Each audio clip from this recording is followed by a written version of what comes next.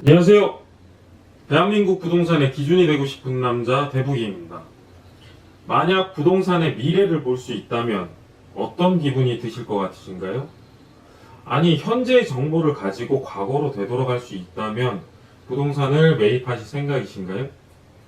굳이 그러실 필요가 없습니다. 미래를 보지 않아도, 과거로 돌아가지 않아도 큰 틀에서의 부동산 모습은 앞으로도 그대로 이어질 것입니다.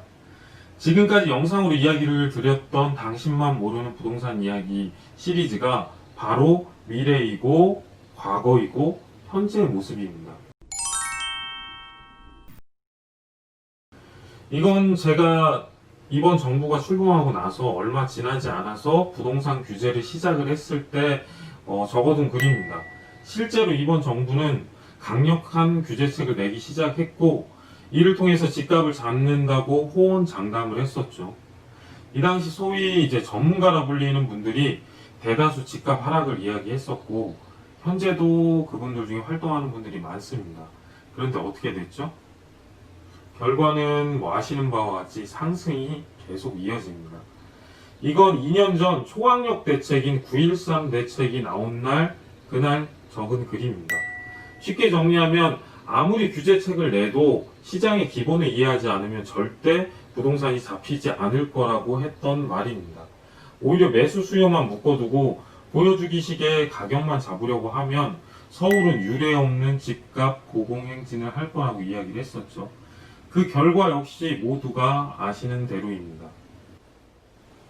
6.17 대책이 나오던 날, 저는 그때 고분홍TV에서 고덕 투자에 대해서 촬영을 하고 있었습니다. 그때 제가 대충 훑어보고 공급의 시그널이 전혀 보이지 않는다고, 집값이 잡히지 않을 거라고 짧게 지나가는 듯이 이야기를 했었습니다.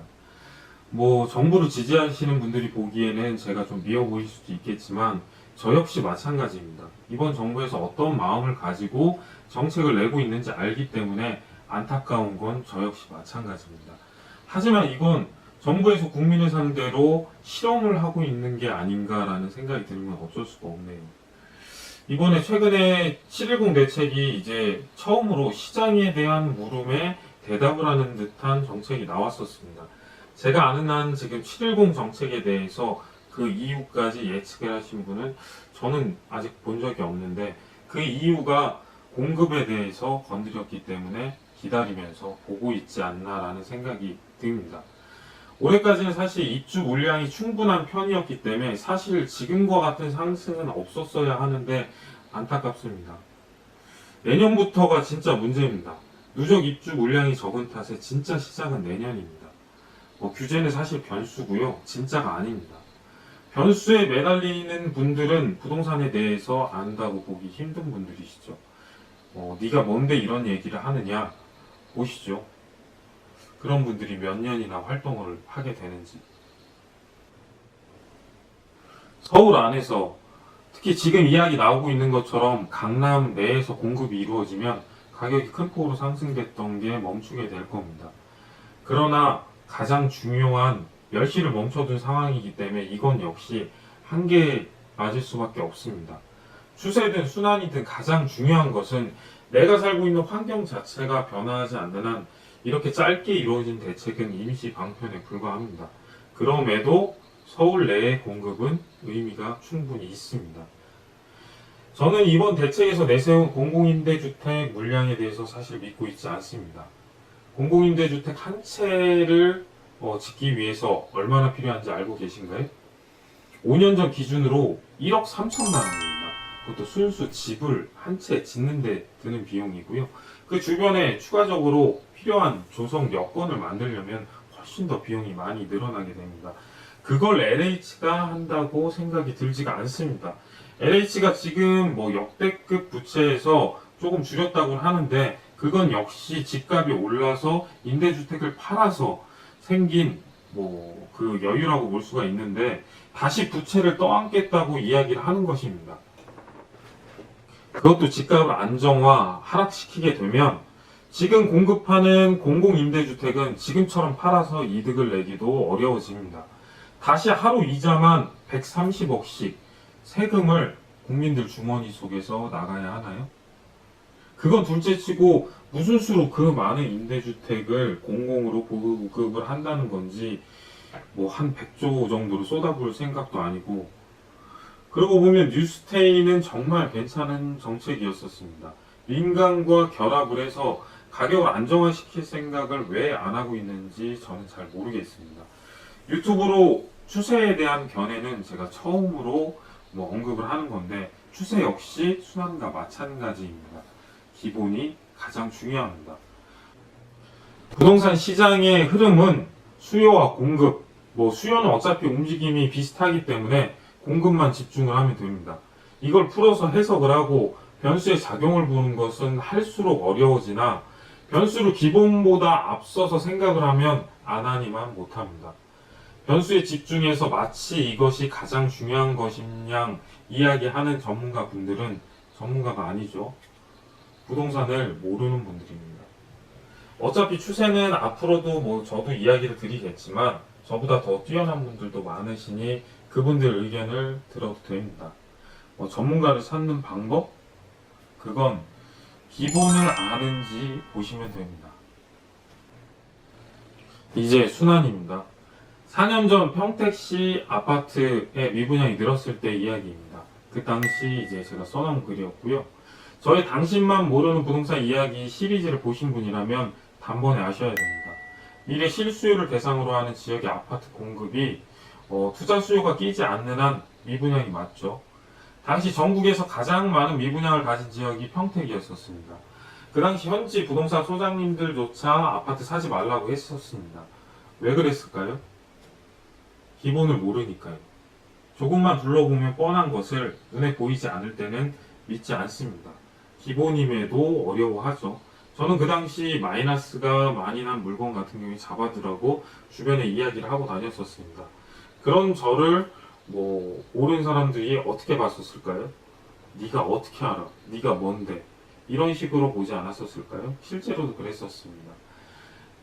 근데 사실 이거 생각만 해보면 당연한 거 아닌가요? 사회적 인구 증가가 취소되지 않는 한 최소 분양가는 회복을 합니다. 그럴 가능성이 없다면 당연히 마이너스는 잡아야 되는 거죠. 지나고 보니까 정말 당연한 이야기가 되어 있죠. 지금은 당시보다 가격이 억대로 오른 곳들도 있습니다. 이게 순환입니다. 그간 제가 영상에서 뭐라고 이야기를 드렸죠? 추세보다 순환이 강한 지역의 이유는 사회적 인구 증가를 기반으로만 가능하다고 이야기를 드렸었습니다. 평택을 보시는 분은 그것만 보면 됩니다. 아파트도, 토지도, 상가도. 이제 제가 지루하지만 세 편을 그간 설명한 이유를 아시겠나요? 부동산은 간단합니다. 큰 틀, 기본이 변수보다 강하고 시간만 넉넉하게 보면 크게 달라질 것이 없다는 것입니다. 잘 생각해보면 정말 놀라운 일입니다. 제가 영상 처음에 이야기 드린 것처럼 미래 혹은 과거로 갈 필요가 없습니다. 부동산은 기본만 알면 큰 틀에서의 미래를 그리고 현재를 볼 수 있습니다. 이제 조금 더 깊게 들어가 볼까요? 이번 영상에서 당신만 모르는 부동산 이야기의 마지막 방점을 찍을 이야기는 멸실입니다. 그런데 멸실이 사라졌습니다. 지금의 부동산 시장과 연관지어 이야기를 드리죠. 이전 정부였죠. 박근혜 정부에서 초기 부동산 정책으로 내세웠던 행복주택. 발표한 대로 대학생, 신혼부부, 사회초년생에게 주택을 지어서 보급한다는 보이는 부분만 보시면 안 됩니다. 행복주택의 이면의 의미는 구도심 재생이었었습니다. 이전까지 진행되었던 신도시 보금자리 주택과 달리 기존 도시의 구도심 정비 사업을 정부에서 일정 부분 대신하여 기점 역할을 한다는 의미가 포함되어 있는 것입니다. 보이는 부분만 보시는 분들은 보금자리 주택이 이름만 바뀌어서 정부에서 생색내기를 한다고 생각을 하셨을 겁니다. 실제로 당시에 제 주변에서 부동산들조차 이런 이야기를 많이 했었죠. 아닙니다. 보이는 부분만 보시면 안 됩니다. 행복주택과 함께 박근혜 정부에서 실시했었던 뉴스테이, LH가 그간 도맡아 있던 임대주택의 공급을 민간 자본을 빌려서 추진한다는 것이 발표 내용이며 보이는 부분이었었습니다. 그러나 뉴스테이는 이보다 훨씬 더 많은 의미를 가지고 있었습니다. 행복주택과 함께 구도시 재생의 기점이 될 수 있었던 정책이었고, 선분양제로 획일돼 있던 아파트 공급의 이제 한계를 임대후 분양이라는 새로운 공급 라인을 제시했던 카드였습니다. 지금 정책들을 언급한 이유가 이전 정부의 정책이어서가 아닙니다. 정부의 부동산 시장을 대하는 기조가 바뀌었다는 것을 이야기 드리려고 하는 겁니다. 박근혜 정부, 그 이전의 MB 정부, 그 이전에 노무현 정부에서 실시하던 신도시와 택지 정책이 축소되고 폐지되었고, 그리고 이명박 정부까지 이어지던 정책의 기조가 확연히 바뀌게 된 것이 바로 이야기 드린 행복주택과 뉴스테이 정책입니다. 이때부터 정부는 본격적으로 멸시를 준비하기 시작합니다. 정비사업 법률의 추가와 강화, 이에 대한 정부 차원의 접근 등이 이후 정책들에서 나타나게 됩니다. 그런데 이 정부가 조금 빨리 저물고, 모두가 아시는 대로 이번 정부가 예상보다 조금 빨리 등장을 하게 됩니다. 이번 정부는 선택을 해야 됐었습니다. 택지촉진법은 이미 폐지가 되었고요. 70년대부터 공급되었던 주택들의 연한은 도래가 되었고요. 그리고 서울을 중심으로 멸실이 공급을 앞서는 상황이 발생을 하게 됩니다. 선택지는 두 가지입니다. 예전처럼 신택지, 즉 신도시를 내세우는 겁니다. 이럴 경우에 자연스럽게 공급 문제는 해결할 수가 있습니다. 그러나 이 경우 인구도 늘지 않는 마당에 가격의 안정은 가져올 수 있겠으나 외국처럼 문제가 생기는 지역이 발생을 하게 됩니다. 그리고 또 한 가지는 기존 정부와 마찬가지로 구도심 재생을 이어가는 겁니다. 이번 정부의 선택지 같은 경우에는 후자를 선택을 했고요. 이 때문에 초기에 한 해 100조를 쏟아붓는 뉴딜 정책을 시작을 하게 됩니다. 그러나 정비사업에는 이제 필요 불가분적인 요소가 있습니다. 바로 정비사업을 할 수 있는 원동력인 사업성입니다. 이 사업성은 이제 쉽게 말해서 돈이 돼야 움직인다는 뜻입니다. 이번 정부는 구도심 재생은 하되 정비사업의 사업성을 인정을 하지 않았었습니다. 그 결과가 모두가 아시는 바와 같이 지금과 같은 상황을 만들었죠. 2019년 이후로 멸실이 서울에서 사라졌습니다. 바로 이러한 이유 때문에 서울 내 공급이 생기면 안정화가 일부 이루어질 수 있다고 이야기를 드린 것이고요. 이건 역시 근본적인 원인인 멸실을 만들지 않으면 지금과 같은 상황이 또 만들어지고 말 것입니다. 왜냐고요? 순환에 대해서 이야기 드리며 제가 언급을 했었죠. 서울은 대한민국에서 가장 주거 욕구가 으뜸인 곳이고요. 가장 높은 수준의 수요층은 서울을 떠나지 않습니다. 3기 신도시로는 근본적인 문제를 바꿀 수가 없고요. 그린벨트 해제 역시 단기적으로는 안정화를 충분히 가져올 수는 있으나 장기적으로 봤을 때는 근본적인 문제를 해결할 수 없다는 것입니다. 서울은 이제 순환과 추세가 연결되는 도시입니다. 서울의 순환 같은 경우에는 부동산 시장의 이제 기점, 종합점 역할을 하기 때문에 그렇습니다. 이것 때문에 당신만 모르는 부동산 이야기 마지막 편에 제가 보다 실질적인 이야기를 지금 드리고 있는 겁니다.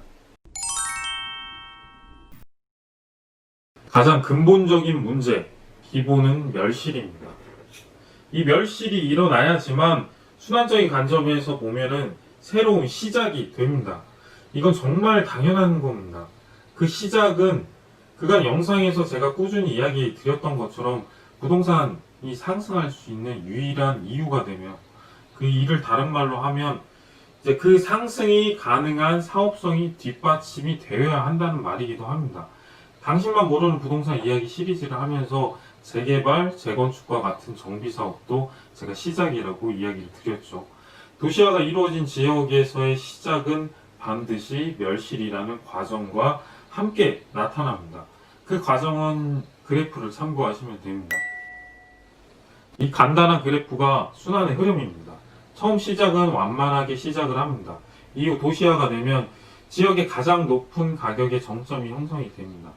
가격의 상승이 크지 않아서 시간이 흐를수록 다른 지역의 가격 상승에 비해서 없어 보이거나 낮아지는 느낌이 시간이 지날수록 강해집니다. 그 이후에 이제 멸실의 단계에 오면 다시 상승을 하게 됩니다. 외국 같은 경우에 멸실의 단계에서 버려지는 지역들이 있습니다. 그럼 우리나라 같은 경우에는 토지에서 쓸 수 있는 곳이 많지가 않아요. 이제야 멸실 단계에 접어들고 있는 시기이기 때문에 아직까지는 이런 경우는 없었습니다. 그러나 우리나라 역시 지역 단위의 슬럼화 지역이 없지만 아직까지는 없어요. 버려지는 집들이 급등하고 있습니다. 지방은 물론 집값이 고공행진을 하고 있다는 서울조차 대표적인 꿀칫거리로 떠오르고 있죠. 집들이 버려지는 것이 늘어서 이제 정부, 조금 더 세밀하게 이야기를 드리면 해당 지자체에서 버려지는 집들이 있는 지역을 포기하지 않는 한 2단계에서는 정비사업을 통해서 다시 한번 시작이 되고, 처음의 시작과 달리 이 시작은 가파르게 가격이 상승을 합니다. 이게 전국 부동산 열기를 만들어낸 원인입니다. 단순히 부동산 흐름 중 하나를 적폐로 규정을 하고 시장을 만들 수 있는 멸실을 막는다면 웬만한 공급이 계속 이루어진다고 하더라도 메꿀 수가 없게 되는 거죠. 단순하게 생각해봐도 그렇죠. 이건 비단 이제 지역만이 아니고요. 건물도 마찬가지입니다.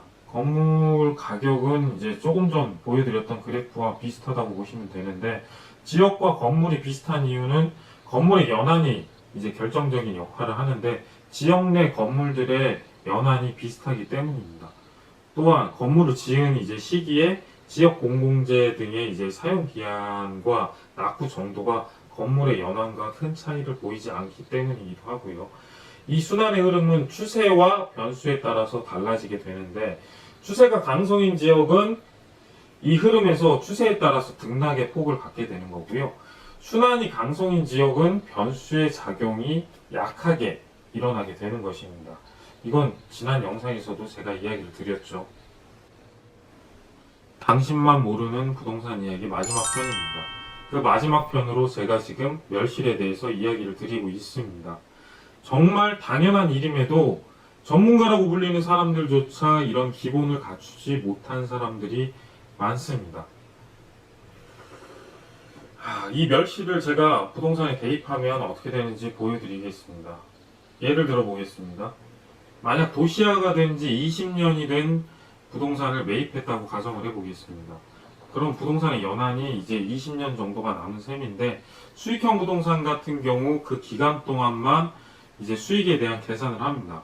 그리고 그 연한이 끝나면 감가 처리와 같이 부동산의 가치를 종결시키는 식의 계산을 부동산을 바라봅니다. 하지만 멸실의 단계에 오게 되면 수익형 부동산의 차임 수익만이 아닌 건물의 시작에 대한 수익을 같이 계산을 할 수가 있습니다. 만약 차임 수익이 월 200만 원이라고 하면 연으로 따지면 2,400만 원이 되겠죠. 20년 동안의 그 수익을 계산해 보면 4억 8천만 원이 됩니다. 4억 8천만 원의 가치를 못하는 수익형 부동산은 당연히 매입하면 안 된다는 계산이 나옵니다. 하지만 실제 건물이 다시 시작 단계에 돌아가게 되면 20년간 받았던 차임 수익의 이상의 시작 가격의 상승도 가능합니다. 실제로 최근 제가 몇 년간 의뢰받았던 포트폴리오에서 이런 상황을 적지 않게 마주 보게 되었었죠. 만약 이 상승만을 바라고 부동산을 매입을 한다면 멸실이 가까운 부동산을 매입하는 게 훨씬 낫겠습니다. 시세 차익이라는 부분만 보더라도 추세계에 의한 시세 차익보다는 순환에 의한 시세 차익이 훨씬 더 예측이 가능하며 안정적입니다. 이건 뭐 주택도 마찬가지입니다. 도시화가 된 지 꽤 된 지역의 경우 일반적으로 해당 주택이 머물 수 있는 가장 높은 수준의 수요층은 이탈을 하게 됩니다. 당연히 가격은 정체가 되거나 떨어지기 마련이고요. 이 시기가 되면 대부분 주택의 매도를 생각을 하게 됩니다. 그러나 순환의 관점에서 보면 중반 혹은 이제 후반의 지점이 되겠죠. 언젠가 다시 시작이 오고요. 가장 높은 수준의 수요층은 돌아오게 됩니다. 만약 주택을 통해서 돈을 벌고 싶다면 시작 지점에 가장 가까운 주택을 매입하여서 가장 높은 수준의 수요층이 시작되거나 이탈이 되기 전에 매도를 하면 되는 것입니다. 이 방법은 추세에 의한 상승을 예측하는 것보다 훨씬 더 안정적이면서 예측이 가능하다는 장점이 있죠. 차후 제가 도시개발에 대해서도 이야기를 드릴 텐데, 뭐 이미 그려진 고가의 주택 지역만 아신다고 하면 또 한 번 예측이 가능합니다. 사실 상권이 아닌 주택 같은 경우에 도시 계획부터 이미 거의 결정이 돼 있습니다. 토지도 마찬가지입니다. 이미 도시로 편입된 토지 같은 경우에는 순환의 흐름에서 벗어나지 않습니다. 제가 들려드리고자 하는 이야기, 그리고 부동산에서 가장 중요한 이야기는 사실 이 부동산의 기본입니다. 앞으로 저는 유튜브를 통해서 많은 영상을 남기겠지만 실상 지금 이 부동산 기본에 앞서는 영상은 많지 않을 겁니다. 오늘 처음으로 추세에 대한 부분도 영상에 일부 담아봤습니다. 저는 일반적으로 부동산을 대할 때 추세를 쫓지 않고 순환을 조금 더 중요하게 생각을 합니다. 작은 등락에 연연하지 않고요. 흐름이 제대로 이어지고 있는지를 더 중요하게 생각을 합니다. 순환은 시간이 흐름에 따라서 큰 편차 없이 그 흐름이 이어지지만 추세를 따라가면 항상 선택을 해야 되는 순간이 옵니다. 순환 같은 경우에는 시간이 지체될 수는 있지만 내용이 달라지진 않죠. 추세는 달라집니다. 제가 오늘 정부에 대해서도 좀 이야기를 했는데 사실 이번 정부가 모두를 만족시킬 수 있는 선택을 하기는 어렵습니다. 시장의 상승이 아닌 안정을 위한 선택으로 정비 사업의 부정이라는 선택을 했고요. 이거 같은 경우에는 투자자와 실수요자 그리고 정부 입장 차이가 생길 수밖에 없습니다. 하지만 결국 시장을 보지 않은 선택은 지금처럼 시장의 흐름을 격변하게 만든 결과를 가지고 왔었죠. 혹시 제 영상을 보고 이제 추세가 낮다, 순환이 더 낮다 생각하시는 분들이 있을까봐 미리 이야기를 드리는데 이 둘은 뗄래야 뗄 수 없는 부동산의 특성입니다. 더 낮고 안 낮고의 차이가 아닙니다. 그리고 제가 드렸던 이야기는 저는 추세를 쫓는 큰 변동보다는 순환과 같은 안정적인 성향이 저와 더 잘 맞는 것 같다라고 이야기를 드린 거고요.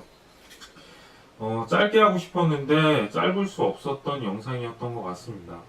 지금 부분까지 지금 몇 분이나 이 영상을 끝까지 듣고 계신지는 모르겠습니다만은 딱 하나만 기억하시면 됩니다. 이제 어떤 부동산을 대하든 그 기준을 갖게 되신 겁니다. 이게 돈 몇 푼 벌었던 것보다 훨씬 값질 수 있다는 걸 시간이 흐르면 자연스럽게 알게 되실 겁니다. 이상 대한민국 부동산의 기준이 되고 싶은 남자 대국이었습니다.